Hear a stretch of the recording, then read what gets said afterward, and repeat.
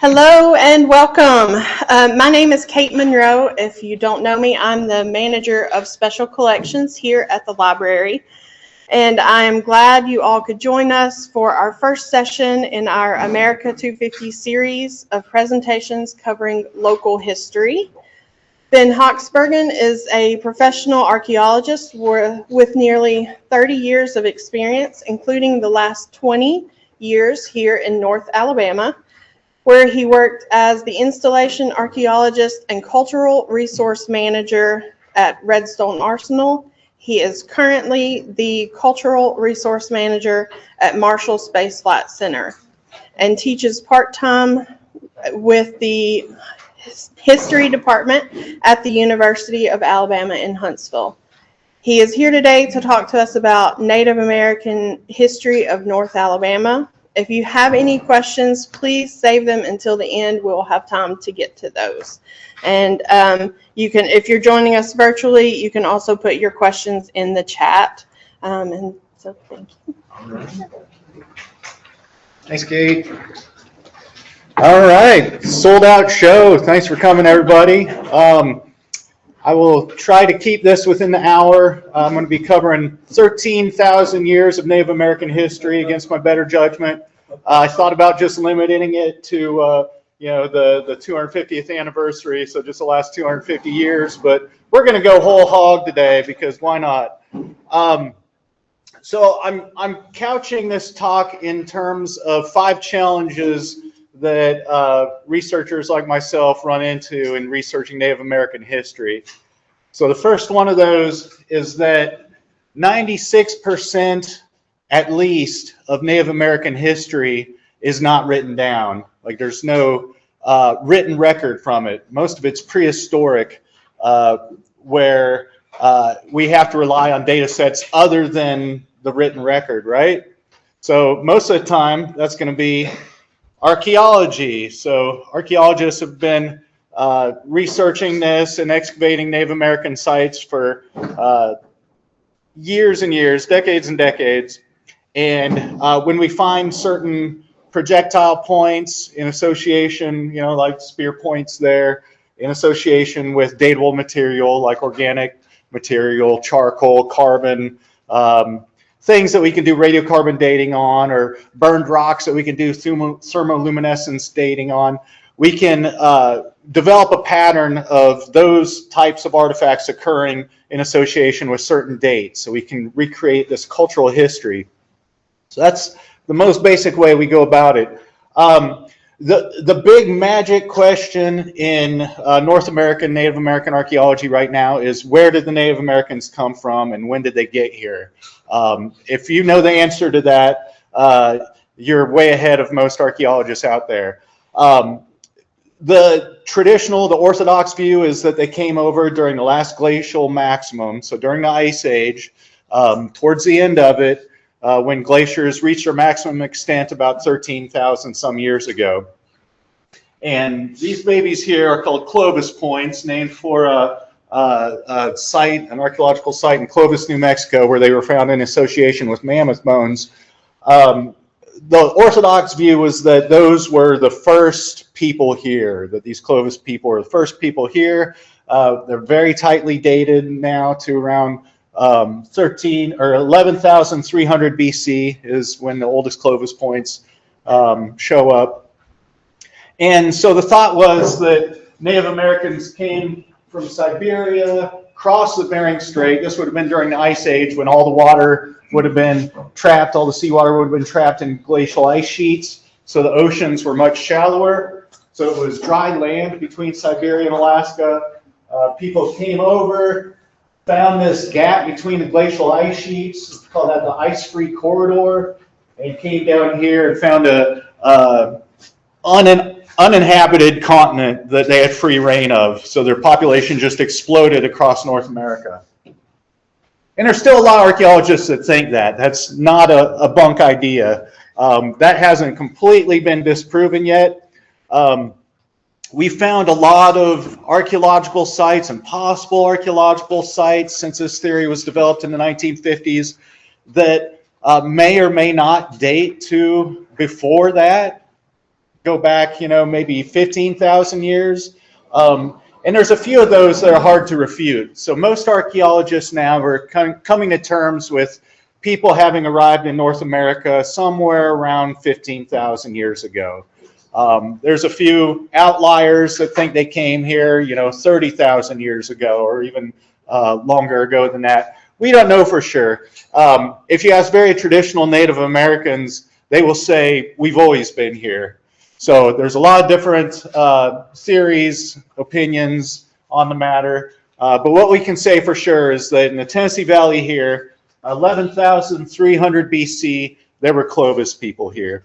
In fact, we have one of the biggest concentrations of Clovis artifacts in all of North America. So each of these little dots here represents, the little dots are 1 to 10 fluted points, so Clovis or Redstone or Cumberland points. 1 to 10 finds up to 205 to 423. We've got a concentration of these big circles. People found hundreds of these points here in the Middle Tennessee Valley, mostly from Huntsville to points west, some into central Tennessee, kind of that highland rim area from the Jackson County mountains westward is where we find the big concentrations of these.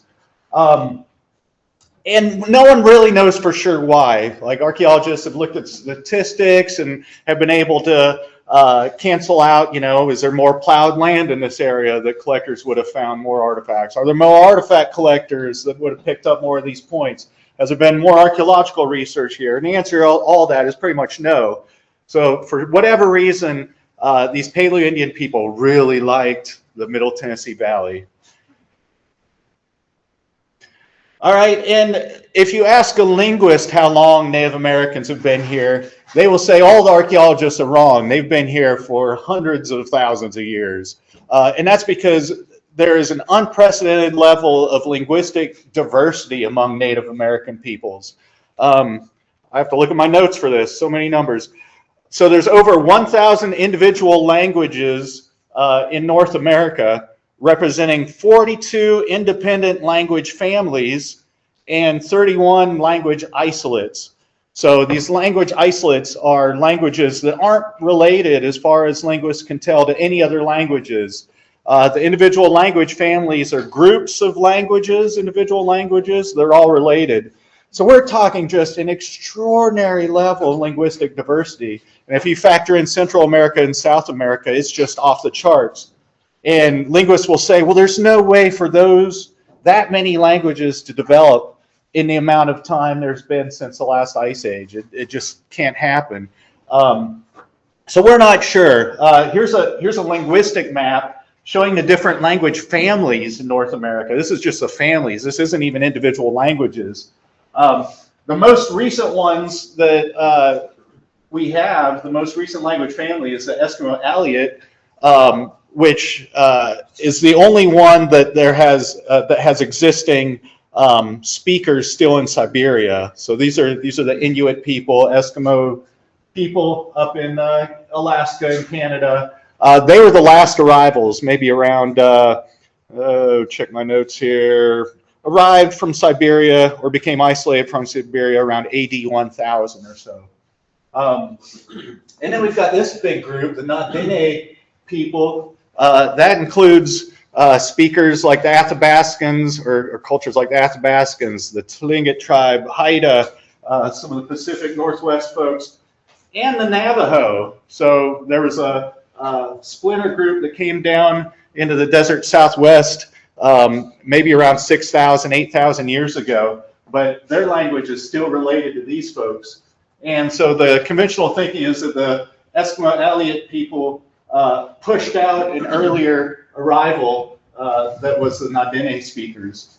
And then we've got the Algic or Algonquian speakers across most of the rest of Canada, New England, Great Lakes region. So it kind of looks like maybe these Na-Dene folks had pushed them out. And we have the Siouan people. Like, do we just have these successive waves of arrivals? Is it multiple migrations from Siberia? We don't know for sure. But what we can say with some certainty is that Native Americans have been here for thousands of years. So a lot of these cultures, say it was Clovis people that first came here. They walked into an empty continent full of ice age mammals and big herds of game. So it seems reasonable that they just exploded across the landscape. And over time, they started honing into certain environments. As the population grew, it got more conscripted on the landscape. People were starting to, butt elbows with their neighbors, and they started developing rough home territories and adapting to those territories. So the landscape, the environment really shaped a lot of these cultures. And that's when you start seeing the archaic cultures, the archaic stage or period develop. And where, as with the Clovis culture, you see a Clovis point in the Alabama looks the same as a Clovis point from southern Alaska and all points in between. Now we start seeing these artifacts a little more specialized to their environment, and cultures become isolated from each other and develop certain styles and things that aren't seen elsewhere. So in Alabama, we start seeing these notch points. These are Kirk corner notch points, probably thrown with a spear thrower and atlatl. And over time, throughout the archaic, they develop different styles. One big hallmark of the archaic, like during this time, they're all still hunter-gatherers. Like these are hunter-gatherer cultures that are highly mobile. They're moving across the landscape, hunting, gathering wild foods. But towards the end of the archaic, maybe starting in the middle archaic, they're starting to develop these coping mechanisms on how to get along with your neighbors, like how to maintain social ties with the people around you, maintain peace.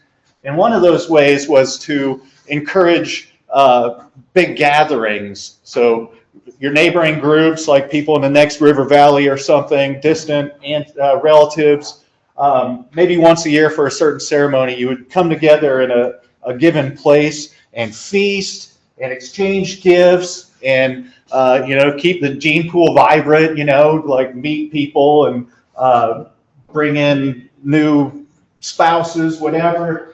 And in the Tennessee Valley, we call that the Shell Mound Archaic, because these special places where there's a lot of feasting and exchange going on, all this stuff would accumulate. Usually it was by shoals along the Tennessee River where there's a lot of shellfish that can be gathered, and people would gather these basket loads of shellfish and roast them and feast, and these shell layers would accumulate. That's what this is. I think this picture is Whitesburg Bridge site. So one of these shell mounds was down by Whitesburg Bridge. It was excavated in the 1930s. And these are the excavators from WPA and TVA. And behind them is a stratigraphy of this site, which is about 10 feet of accumulated freshwater mussel shells. And these things are all up and down the river. And they probably, originally people thought, well, these are villages. These are just village trash and middens. But as people analyze the data, now most archaeologists have come around to these being special gathering places. These are ceremonial sites. This is kind of the precedent of burial mounds and earthworks and things like that. So archaic people had not developed pottery yet. They probably relied on basketry a lot, organic containers, wooden containers, and towards the end, they started developing stone bowls,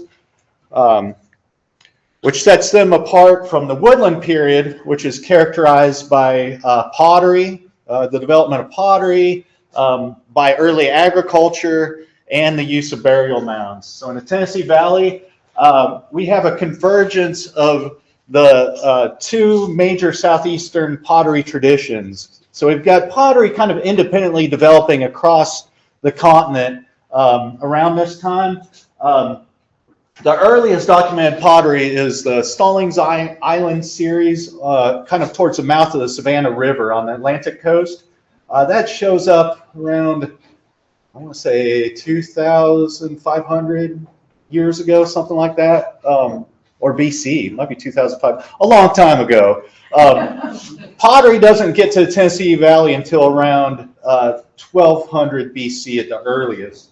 And the first arrival is a descendant of that Stallings Island series called the Alexander series. And it's the most ornately decorated pottery we have here. Beautifully decorated, incised, and stamped vessels. So the Stallings Island series is originally fiber tempered. It's spread along the Atlantic coast, down around Florida, along the Gulf Coast, and then up like the Tombigbee River and the Alabama River, and spread throughout the interior. At the same time that was spreading, up in the upper Ohio River Valley, we've got a different type of ceramic technology developing that's got different stuff added to the clay, a little bit different decoration. Most of it's impressed with fabric or cords. And that's what we call the woodland tradition. And right where we are, here's Madison County, here's Huntsville, right along this section of river is where these two traditions meet.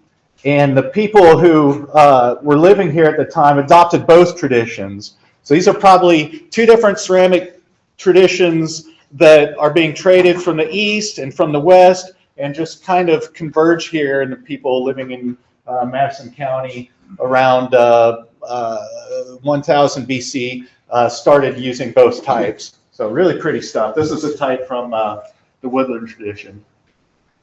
And over time, this woodland tradition adopted some of the trappings of the Hopewell culture that we see up in like the Ohio River Valley and Midwest, where they were building these burial mounds, earthworks, and things out of soil, burying their dead in mounds. Here we call it the Capina culture, and it's very confined to the Middle Tennessee Valley, from the Guntersville Basin up to Savannah, Tennessee. And all these little dots are known mound sites that date that time period. And they're usually clustered around, you have several small conical mortuary mounds, burial mounds, that were probably used by individual clans. And they're usually clustered in certain drainages. And somewhere near the center of the cluster, you'll have a big platform mound. Like, anybody been to the Florence Mound in Florence Mound Museum? That's one of those. That's a big flat-topped conical, or a big mound with a flat top that is kind of in the center of a couple of these burial mound clusters. And that's probably one of those sacred places based on the excavations we've done on some of those platform mounds. They serve the same purpose as these shell mounds, where people would converge from all these different clans on one of these platform mound sites and hold ceremonies or exchange gifts or whatever. That was a big family reunion site. All right, and the woodland period gives way to the Mississippian period around AD 1050 is when that shows up in Middle Tennessee Valley, or Middle Mississippi Valley, which is why it's called the Mississippian culture. And then it just explodes across the eastern United States. They used pottery that was tempered with shell instead of the woodland folks, which usually use crushed rock or sand.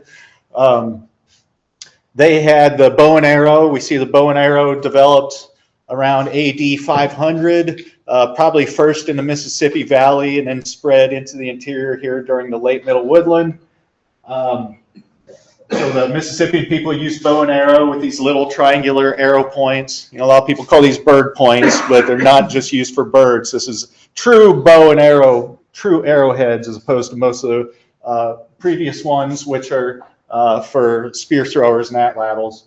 And the Mississippian people would live in towns, like big permanent habitations, usually with platform mounds, sometimes one, sometimes two, sometimes dozens, like we see down at the Moundville site by Tuscaloosa. And we've got several of those mound centers right here in the Tennessee Valley. Here's a map of some of those. The red ones are some of the earliest, and the green ones are the later. The closest one we have is Hobbs Island, the closest one that's still existing. There's one in South Huntsville, but it was completely excavated in 1941. Now it's a lake. But the one Hobbs Island is still extant. The TVA, WPA people sampled it and did some work there, but they by no means excavated the entire thing. There's still a mound there that was left untouched. The biggest mound on the site is still there. It had a barn on it during the 1930s, so the archaeologists didn't disturb it. So we've got lots of those sites around here. But by the late Mississippian, all these become abandoned, and we just have a little handful right here in the Guntersville Basin that are still occupied. So where that little dotted circle is, that's the extent of late Mississippian archaeology in North Alabama. Working on Redstone Arsenal, I've collected like thousands of potsherds out there over my years since I first started working there in 2005. An archaeologist has been working out there since the 1970s, and we've got just a massive collection of pottery that we've accumulated there. I've seen 2 late Mississippian potsherds out there in all that collection. So there just wasn't much late Mississippian activity here. Was it completely abandoned? No. I mean, I'm sure they still made mobile forays into there to hunt and gather. But the main towns and main settlements and most of the agricultural activity was confined to the Guntersville Basin. Why in the world would that happen? That's another big mystery, but archaeologists think that starting around 1300 or so, there was a very localized drought that was cyclical, lasted many years, that was centered right on what we call the vacant quarter. So here we are in North Alabama, stretches all the way up to the middle Mississippi Valley, lower Ohio River Valley, lower Cumberland River Valley. We don't find any late Mississippian stuff in that whole area, so that we call it the vacant quarter. It was just abandoned for whatever reason. We think that's where that drought was centered.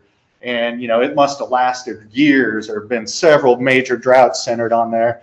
And occasionally we get droughts that follow that pattern. I think it was 2016. We had a drought that you look at the drought maps and it looks just like this vacant quarter. So that area was abandoned. And that's important for our understanding of history from that point on. So challenge number 2, documentation of the period from the late Mississippian, when Europeans first arrived on North America, to around the late 1700s. It's very piecemeal and hard to put together. So here's why. We've got some very early Spanish forays into the southeast or towards the southeast, just flirtation with the southeast, basically. We've got Ponce de Leon just kind of bouncing, you know, landing at St. Augustine, just kind of bouncing along the Florida peninsula. We've got Panfilo de Narvaez arriving about a decade after that, 1527. His expedition had high hopes. It was around 600 people, men and women, lots of goods and materials to survive with. They were hoping to establish a permanent colony in Spanish Florida. Landed at Tampa Bay. Half the group moved inland. The other half was going to follow the coast along with boats. The boat goers got blown off course, and I don't think we even know what happened to them. May have drifted away at sea. Actually, their goal was Mexico originally. They blew off course, landed on Florida. They were going to establish a colony here, but they decided to establish a colony there. The people on foot, around 300 people, set off along the coast. About half of them died by the time they reached Appalachia Bay. And the survivors hacked down some trees and made some rafts, thinking they were going to go by raft the rest of the way and try to reunite with the rest of the group. By the time they made the Galveston Bay, where there was a big storm that wrecked their little flotilla, I think there's only 50 some people left. And that's not the end of the journey. From here on, they set inland into South Texas. Most of them were captured and enslaved by the existing tribes there. 4 people eventually made it all the way down through the Southwest, over to the Pacific coast, and all the way down here into Mexico. So 4 survivors from this expedition. And if you want a really good adventure story, one of those survivors wrote down his memoir, a guy named Cabeza de Vaca. So look that up.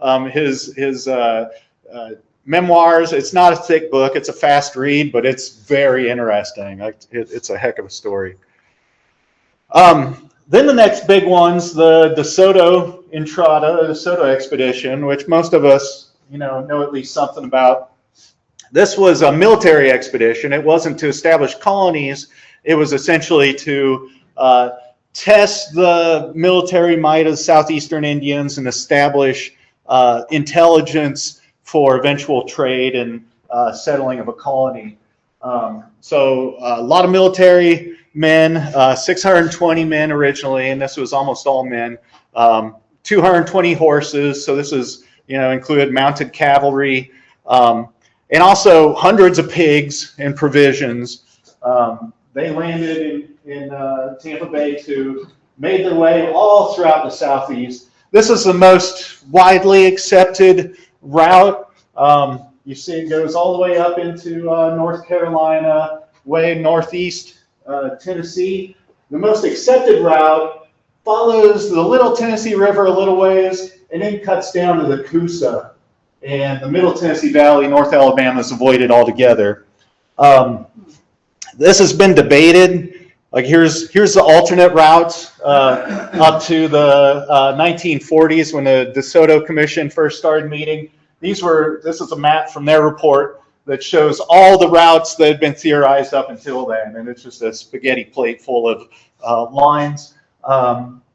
One theory was that they followed the Gunnersville section of river down into North Alabama, but most of that's not considered plausible anymore. So they avoided that whole area that had been vacated by that vacant quarter. So that's why that little bit of prehistoric trivia is significant for Native American history here.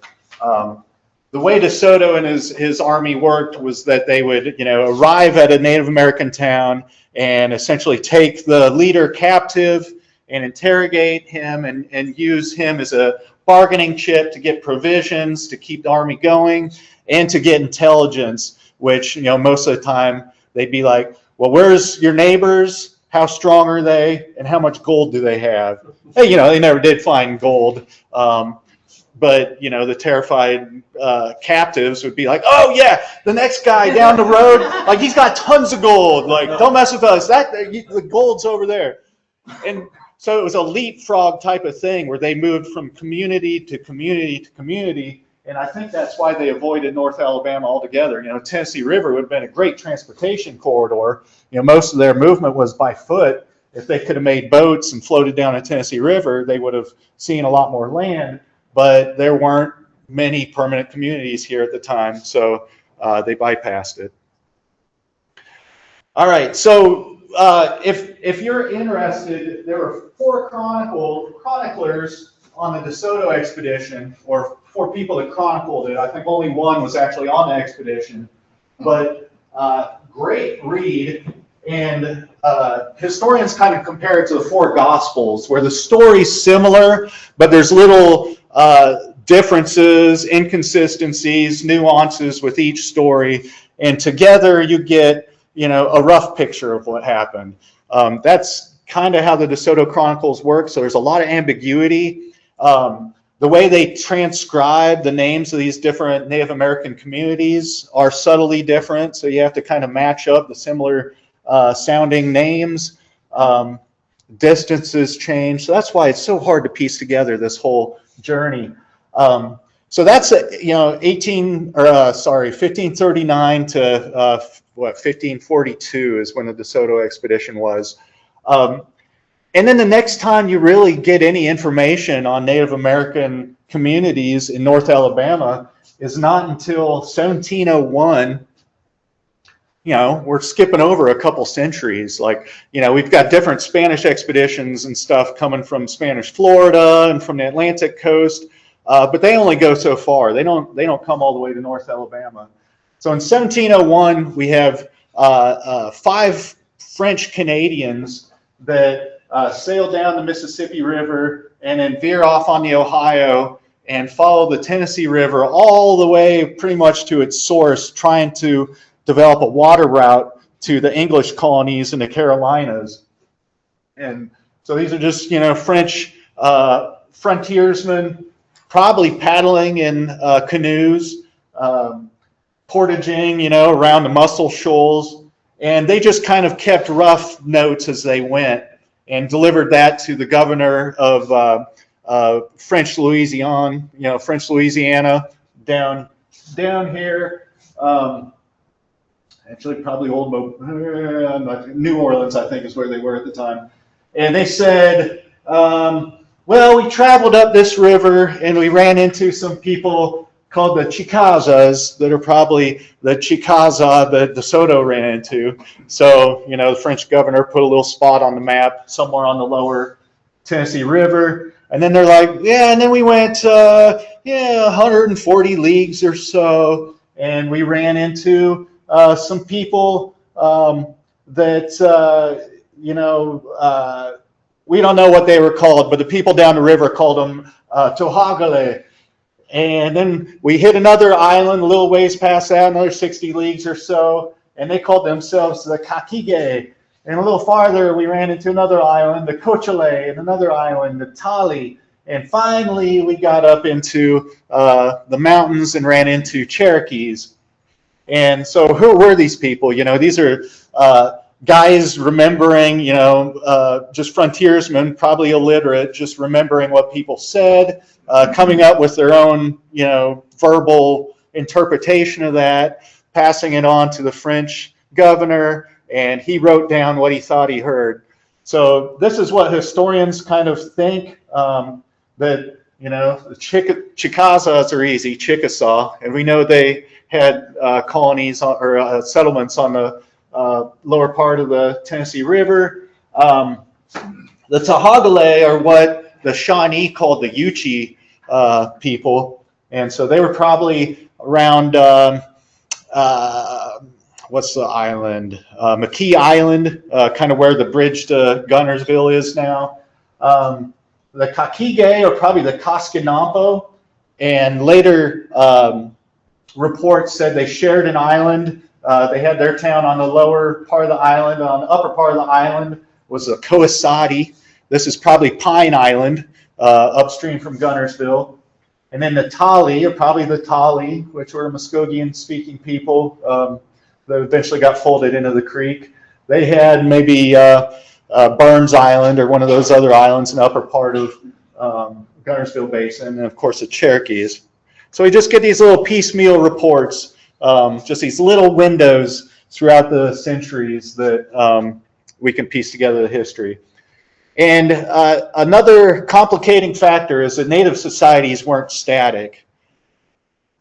So in grade school, online, social media, we see a lot of maps like this, right? Like all the tribes, where did the tribes live? What was their territory? What was their nation? They're all circumscribed by these lines, just like, Euro-Americans like to see, like modern people. All our nations have boundaries, right?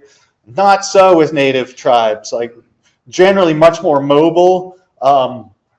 Their nations interfingered, and their allegiances would change. Sometimes their affiliation, their ethnic affiliation would change. They'd intermarry. Most of these southeastern tribes were of matrilineal descent or matrilineal kinship relationships, where your cultural identity follows your mother's line. So if your mother marries a Shawnee person, you still stay whatever tribe, say she's Cherokee and she marries a Shawnee person, you're still Cherokee, even though you might move to a Shawnee community.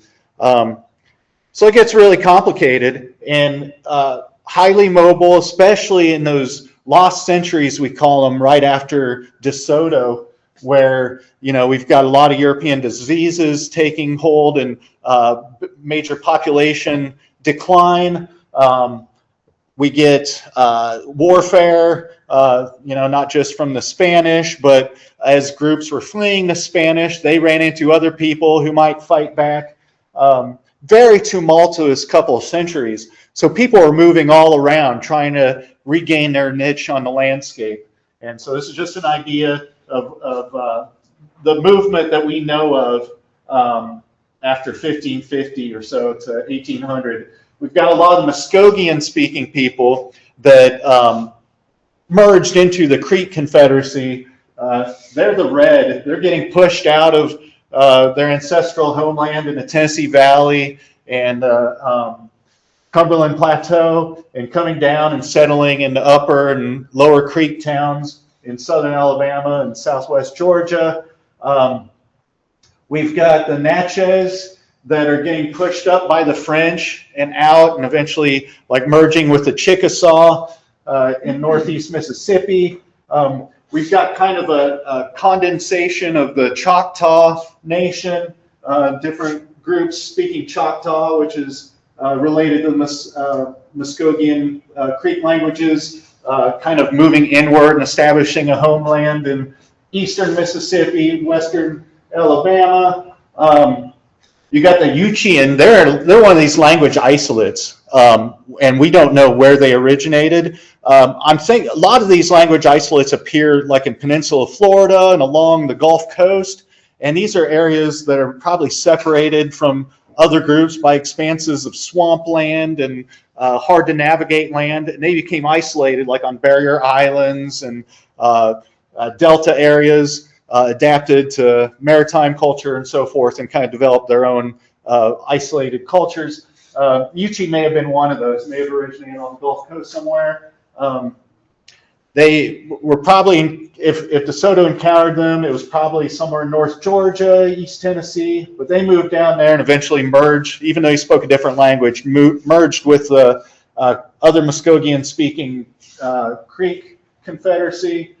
And then the Cherokee speak, they're unique. They're Iroquoian speakers, and they're an outlier. Most of the Iroquoian speakers are northern Appalachia and Great Lakes area.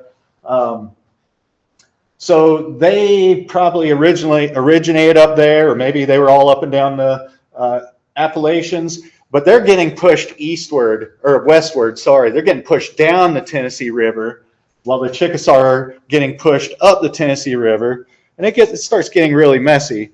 So we'll just go over those major groups. After this point, we start seeing these groups coalesce and reestablish their communities and territories. And so the folks that we know were in the Tennessee Valley historically include people who speak Muskogean language, which is a language family, but a common language that the people who developed who coalesced into the Creek Confederacy, that's the language they spoke. So they were all kind of pushed out by the English and French and eventually the Cherokee. Everybody's pushing down into the Tennessee Valley. Originally they were include like the Coasati, who were on Pine Island, the Koskanapa were on Pine Island, the Tuskegee, some of these groups. We know they were in the Tennessee Valley, know they were in the Guntersville Basin historically, but they all got pushed out around late 1600s, early 1700s. But they left some of their archaeological signature behind. So on Pine Island, we've got the Coasati, who are now known as the Coushatta. There's 3 different Coushatta groups, but their ancestors are the Coasati. They left artifacts on Pine Island that some of those WPA TVA archaeologists excavated. And a lot of those have been reanalyzed in recent years with everything people have learned about colonial trade items. And they're pretty sure that, that's who they belong to. So those are Creek artifacts. That's the kind of pottery we see at the time. Archaeologists call it the McKee Island phase or the Crow Creek phase. I forget which one. But it's that nice incised pottery. By the early 1700s to early 19th century, they started using this kind of pottery. That's the most common Creek pottery. It's Chattahoochee brushed. It's sand tempered and just kind of scratched with a handful of brush or something. This is the sum total of that type that has been found in the Tennessee Valley. All of these were found on one site on Redstone Arsenal. And after the Creek groups moved down and coalesced on the Tallapoosa and Chattahoochee River, Lower Coosa, that area, they would still make forays, travel up the Great South Road, the Creek Path, to the Tennessee Valley to hunt. So that's probably what these represent, is a little historic hunting camp. So we got Muskogean speaking groups. We've got the Yuchi. They call themselves the Soyaha, which means children of the sun. Some of the outside groups, including the Shawnee, call them the Tahokale or Tahogale. Many different names, but all the same people. They're associated with the Mouse Creek phase in North Georgia. It's an archaeological phase, archaeology jargon, but we do see their presence in North Georgia and East Tennessee. Probably made it as far as the McKee Island by 1680, lived there until around 1714, and they moved down into South Alabama, Southwest Georgia in early 1700s with the Creek groups. Russell County, they established a town down there by 1716. So there's reports of Yuchi. There's this more modern tradition of the Yuchi being in the Shoals area, and that's based originally on that 1701 report from the French that placed the Yuchi town 140 leagues from the Mississippi River. That would put us on Knight Island, kind of just upstream from the mouth of the Elk River. Maybe we don't have any archaeological evidence of that, but we're also, just kind of playing this game of telephone where, that was just an estimate based on 4 guys in a canoe that eventually reported to the French governor. So it's much more likely that they were living outside of that vacant quarter, possibly in the lower Gunnersville Basin. Then we've got the Chickasaw.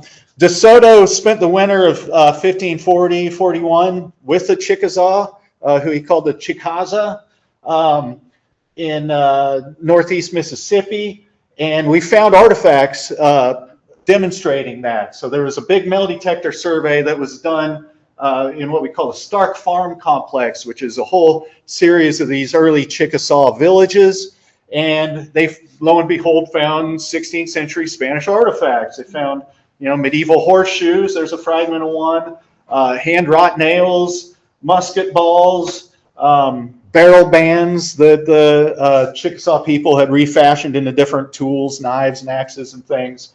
And some of the artifacts are more diagnostic, where they're clearly associated with the DeSoto expedition. So we know that's where DeSoto stopped, and that's how what researchers are relying on now, this trail of junk that DeSoto left behind, and it's becoming very coherent where we're locating these DeSoto sites based on the artifacts. By 1722, the Chickasaw had a documented settlement at the Big Spring in Tuscumbia. So we know they were there. They had attempted to settle on what we think is Hobbs Island. This is according to Chickasaw testimony when they were negotiating treaties and establishing territories and whatever. They said that they had tried to settle on Hobbs Island, but the Cherokee kicked them out and fought them there, and so they fell back to the Shoals area. So that was kind of the extent of Chickasaw forays into North Alabama. But they were still there well into the 19th century. George Colbert was a Cherokee chief that ran a ferry where the Natchez Trace is, and that was the big money maker. A lot of the Chickasaw were settled. They settled on what was originally called the Chickasaw Trace, which is now the Natchez Trace, and so they operated inns and ferries and stables and stuff along the trace, and that's how they made a lot of their money early on. And then, of course, the Cherokee. So that's how you spell Cherokee in Cherokee in the Silbury. Another name they use is Aniwaya, which, help me out, means principal people. So they're unique in that they speak that Iroquoian language, part of the Iroquoian language family. So there's a couple different theories. One is that the Appalachians used to all be people who spoke Iroquoian languages, and then other groups moved into the center of that and split the Iroquoian languages, and then Cherokee in the south, and there's a few other cultures, the Nottoway, the Tuscarora in the Carolinas, that also speak Iroquoian languages. So other groups kind of displaced them and splintered that big Iroquoian monolith, or maybe these groups migrated down in the southeast. We're not entirely sure, but the Cherokee were the southernmost Iroquoian speakers. So kind of unique. They spoke a different language from their neighbors, kind of developed a unique culture. They were encountered tangentially by DeSoto. He didn't spend any time in any Cherokee towns, but he talked to people up in the Carolinas that said, yeah, the people over there, they're Chalake, you know, he tried to transliterate it different ways. But that's most likely the Cherokee, because we know they were there. That's where they originated historically. Around 1600, they were starting to feel the pressure from the English on the mid-Atlantic coast, from the Virginia colonies and the Carolina colonies. And so they started moving over the Appalachians. We call those the Overhill Cherokee, and established towns on the west side of the Appalachians in East Tennessee, North Georgia. A lot of them sided with the British ultimately in the Revolutionary War. So we're tying it into the 250th there. That's about all we tie it in. 1776, 1780, there were a lot of retaliatory attacks because they were siding with the British on the Overhill towns. And so like Tennessee militia or whatever would burn several of those Overhill towns. And that just kept pushing the Cherokee westward down the Tennessee Valley. So 1777, Dragging Canoe, one of the chiefs, and Oconostota, they refused to recognize the treaty with the Americans, you know, after all these retaliatory attacks. And they're like, to heck with this, we're out of here. They moved westward down into the Chattanooga area, the Chickamauga Creek Basin, and points past that, and they became what we call the Chickamauga Cherokee. And then in 1782, the Chickamauga came under attack. Militias under John Sevier and William Campbell burned the Chickamauga towns in Tennessee. And so the Chickamauga started moving southward down the Gunnersville Basin, down the Tennessee River into northeast Alabama and north Georgia, and initially established 5 lower towns, we call them. Running Water, Nickajack, which is in just across the border, Nickajack, Tennessee now. Long Island, which is that first big island once you cross the border from Tennessee, the first big island on the Tennessee River. Crowtown, which there's Crow Creek in Jackson County. It was along there. Lookout Mountain Town, which is over in Georgia. So these are the Chickamauga lower towns. And over time, these became the Lower Cherokee, historians call them. And they were still not terribly favorable towards the Americans, sided with New Spain, Spanish Florida against the U.S., and were kind of notorious for raiding American colonies in Tennessee. In 1792, one of the principal men, Doublehead, moved to the Shoals area and established a plantation there that kind of bounced back and forth on the south and north sides of the Tennessee River. Willstown was established by the Lower Cherokee just north of where Fort Payne is now, and that became the seat of the kind of the council center of the Lower Cherokee. Alternating with Turkeytown, which was another one of those lower towns on the Coosa River. So Doublehead was a problematic figure in that you'll see in the map shortly, he was kind of well separated from the other Cherokee, and that was for a reason. There was a lot of suspicious with him. He's a mercurial figure, tended to be violent, did some early violent acts, even shocked some of his fellow Cherokee that he kind of kept him at arm's length. He was a dangerous man. And ultimately, he was assassinated in 1807 by another Cherokee faction. Other history, the Cherokee allied with the Americans in the Red Stick War, so the Creek War. So they came, eventually a faction of the Cherokee at least allied with the Americans. Which brings us up to challenge 4. The native societies were all uprooted and removed from where their cultures had evolved. Where, I said the environments were so important in the shaping of their culture. This rug was yanked out from under just about all the Native American tribes in Alabama. So this is what the world here looked like in 1800. So we've got the Chickasaw communities, these little purple dots, kind of centered on the Natchez Trace and extending as far upriver as Okakapasa, the cold water at the big spring at Tuscumbia. We've got the lower Cherokee towns. Here's Willstown, that's the capital. Sometimes they would meet at Turkeytown down on Nakusa. So this is the Cherokee world. We've got these trails that probably go way back in antiquity. We've got the Great South Trail that goes all the way up to Nashville. That was the main conduit between that Ohio Valley and the Gulf Coast originally. It passes, we don't know exactly where, it passes through here somewhere, and continued on down to the Upper Creek towns. And then we've got the Chickasaw Trace, which we know is the Natchez Trace coming down from Nashville all the way down to the lower Mississippi Valley. We've got Doublehead's settlement here. This is his plantation. And his brother-in-law, a Scots-Irish guy named John Melton, had a plantation here. So we've got this little Cherokee isolate here. Remember in the 1760s, the Chickasaw tried to settle Hobbs Island and were driven back, and eventually Doublehead settles at the Shoals.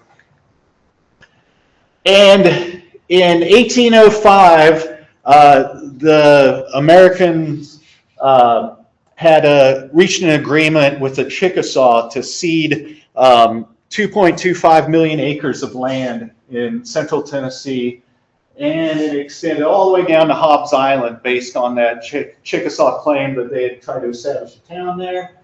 This is the original wedge, this triangle, the first Madison County in 1805. So this is the first land in North Alabama that was ceded from the Native Americans to become the United States. So that's the original Madison County. It was ceded from the Chickasaw because it was hunting land and kind of surplus. Like they didn't have any permanent settlements there.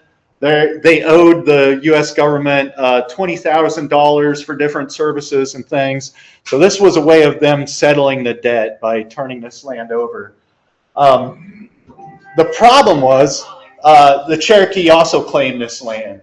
So remember how I said the tribes are always moving and their territories are interfingering, and none of these maps we looked at in grade school are quite right because they weren't conscripted like that? Well, this was claimed by two different groups, the Cherokee and the Chickasaw. So the Cherokee were upset about this, right? Understandably, the Chickasaw had, given some of the land away that they didn't have exclusive title to. But then 1806, the U.S. government negotiated with the Cherokee, actually specifically Doublehead, to cede all of that and all Cherokee land north of the Tennessee River in this section, west of there. So Doublehead by this time was the only Cherokee that the U.S. government would negotiate with because he tended to be somewhat self-serving and liked his money, and so he could easily be bought off. So they gave Doublehead and Melton a substantial reservation right here, cut out a big rectangle here, and all the other land was ceded from the Cherokee. And that's probably ultimately why Doublehead was assassinated, a year later, for unilaterally signing that over to the Americans.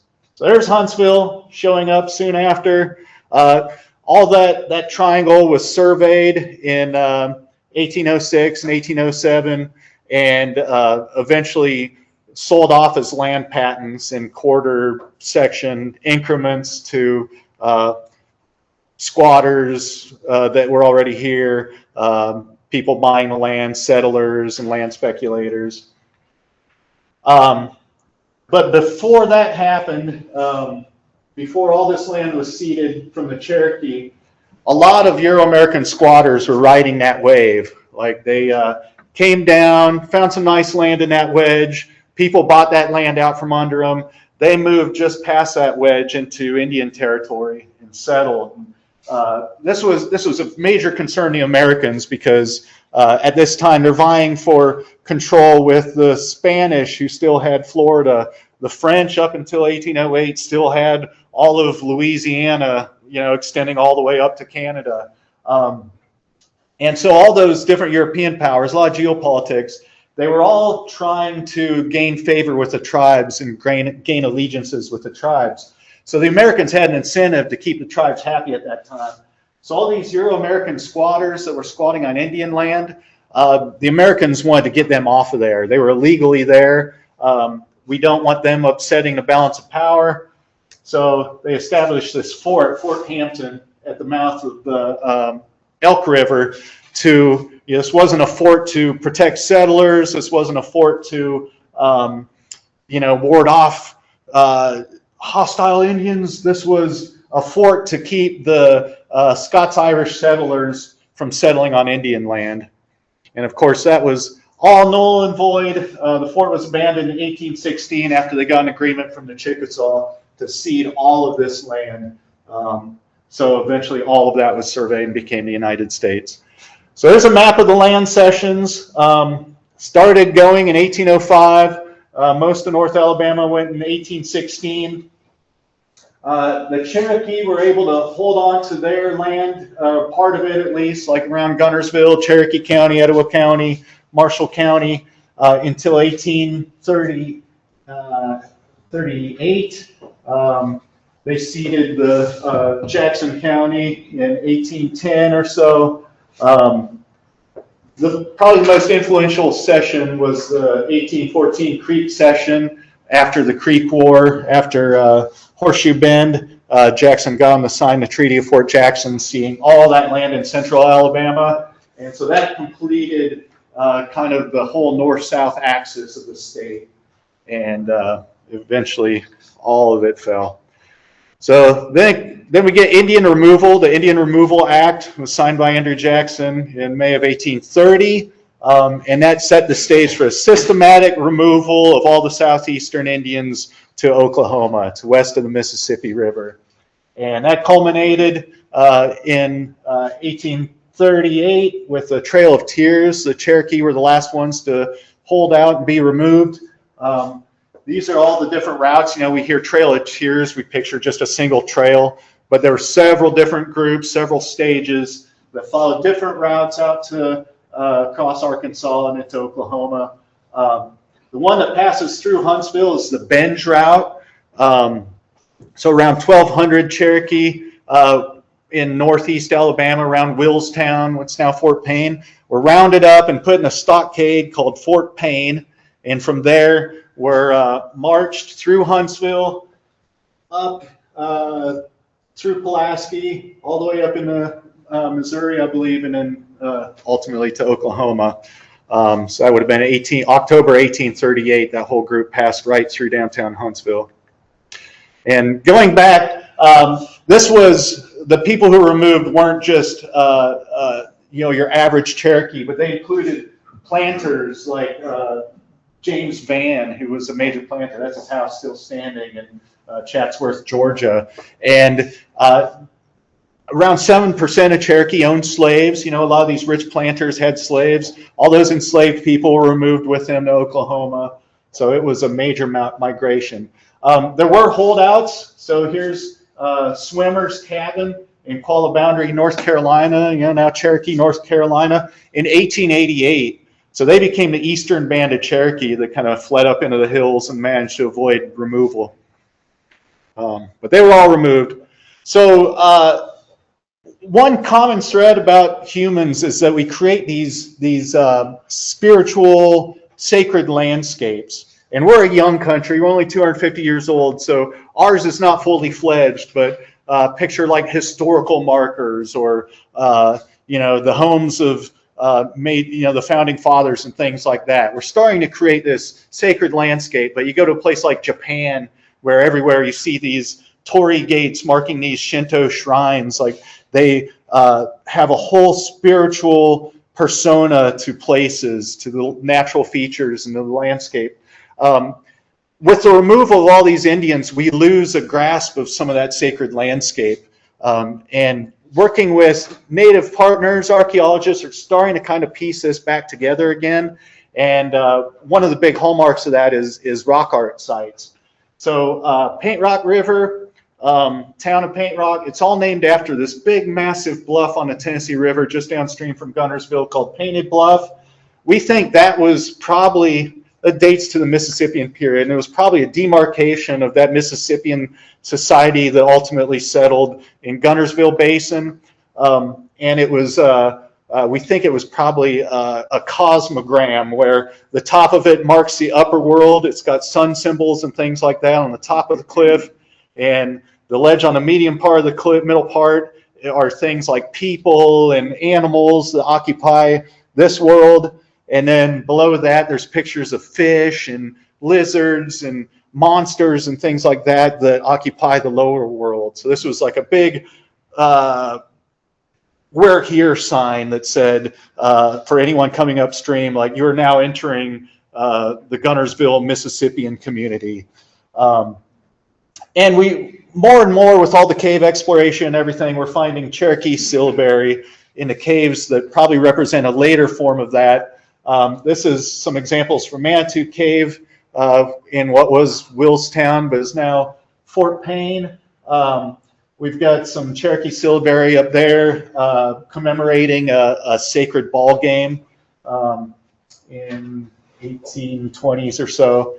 And farther back in the dark zone of the cave, there's way up high, like 30 feet up on the ceiling, there's these inscriptions. The bottom one says, translated, "I am your grandson," which is like a ceremonial greeting to the ancestors. And then someone's initials or someone's name, the goose, that or I forget how you translate that. But anyway, it means the goose. And that was a name of probably a Cherokee shaman that put those on the ceiling. So real quick, to wrap things up, another challenge is that Native identity is very complicated. Like determining what is Native American is not as easy as what you might think. You know, in these historical examples, you have a lot of adoption of people from different ethnicities, different genetic makeup being adopted into different tribes, or members of different tribes intermarrying into other tribes, or being adopted into other tribes.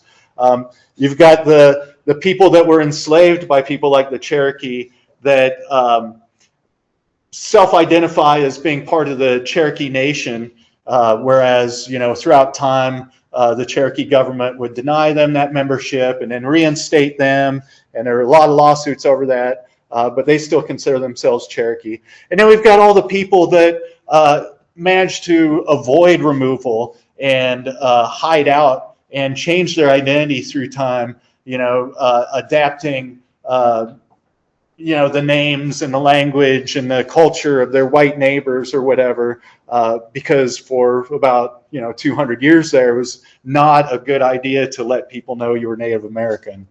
And then you fast forward to the 1970s, and you've got these books like, you know, Bury My Heart at Wounded Knee, and Vine Deloria's book, I'm drawing a blank now. Anyway, you have this series of books that started kind of changing the narrative and recognizing the tragedy of removal and the plight of the Native Americans and the historical injustices that were done. And then being an Indian became more popular, and people started, you know, identifying with Native Americans that may not necessarily have had any Native American history whatsoever. So interviewing, you know, we'd love to rely on oral history, and ideally we want the people from the cultures that we're studying to tell us about their cultures. But if you don't know who those people are, it becomes really tricky with reconstructing that history. So that's what I'm going to end on. I brought just a tiny sample of some of the creme de creme of the literature that I drew from for this. Feel free to look those over and snap pictures of it. I endorse every one of those books on the table. It's some of the best. Do we have time for a few questions? A few questions. I could go on all day. I don't know what. Yes, sir. Early on in your excellent presentation, you discussed a little bit about the large number of languages that were across the continent, where people existed then. And then we got down just a few minutes ago, just down to the Cherokees, and you got down to the Cherokee syllabary, Sequoia, and so on did. Surely there were other written forms of the language that evolved out of those 500 or some number like that, other than which, or was the Cherokee the first? So the earliest probably are the Mesoamerican languages that the Mayans certainly had written language. The Inca had not a written language, but a language encoded by knots on ropes called quipus that can still be read. In North America, I don't know of another example of written language. I mean, we've got just scores of examples of rock art and pictographs, and like a lot of the Plains tribes kept detailed records with pictures on hides, like the winter counts. They would essentially write down what happened over the year, but through pictures, not with a syllabary or written language. In North America, to my knowledge, the Cherokee were the only ones that came up with their own syllabary. Did Sequoia have an alphabet? I'm sorry? Sequoia didn't have an alphabet? Yes. Yeah, it was a syllabary.